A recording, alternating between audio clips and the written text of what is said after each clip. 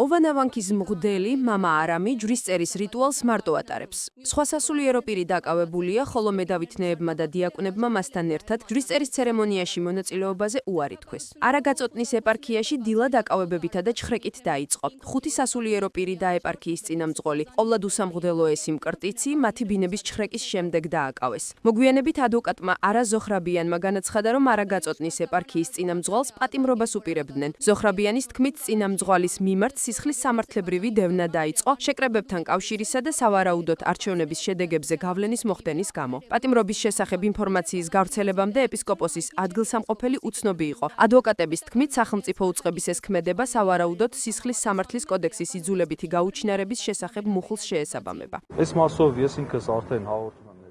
ამ ნაწილზე მე უკვე წარვადგინე განცხადება, რადგან ჩვენი დათვის ქვეშ მყოფთან შეხვედრის ყველა მცდელობა ჩაიშალა.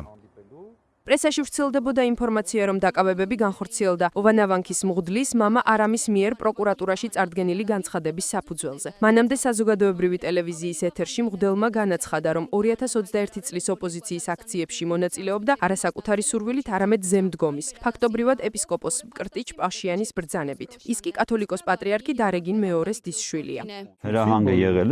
ბრძანება იყო, რომ მით უმეტეს, რადგან ერევანში ვცხოვრობდი, ყველა აქციაში უნდა მიმეღო მონაწილეობა. როცა მონასტერში უამრავი ადამიანი მელოდებოდა, რომ არ წავსულიყავი, პრობლემები შემექმნებოდა. ეს კი ნიშნავდა, რომ სხვა პოლიტიკური შეხედულებები მქონდა.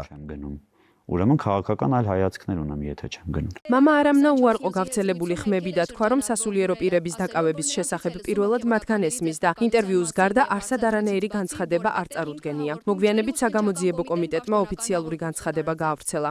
თანამდებობრივი ან სამსახურებრივი უფლებამოსილების ან მათთან დაკავშირებული გავლენის გამოყენებით შეკრების ჩატარების ან მასში მონაწილეობის ხელშეშლის ან იძულების, მატერიალური დაინტერესების ფაქტზე დაწყებული სისხლის სამართლის საქმის წინასწარი გამოძიების ფარგლებში ტარდება აუცილებელი პროცესური და მტკიცებულებითი მოქმედებები. ერევნის საგამოძიებო კომიტეტში იმყოფებოდნენ მღვდლები მამა მანუკი, მამა ჰაიკი, მამა მკრტიჩი, მამა ღევონდი, მამა ფარენი. მოგვიანებით ეზოში შეკრებულმა ადვოკატებმა განაცხადეს, რომ კიდევ ერთი სასულიერო პირი დააკავეს და საგამოძიებო კომიტეტში მოყავთ. საღმოსავანქის წინამძღვარი მამა ფარენი ჩვენების მიცემის გარეშე რამდენიმე საათის შემდეგ გამოვიდა შენობიდან, იმ პირობით, რომ ხვალ ადვოკატთან ერთად გამოცხადდება. დაკავებულ სასულიერო პირებს მოწმის სტატუსი აქვთ.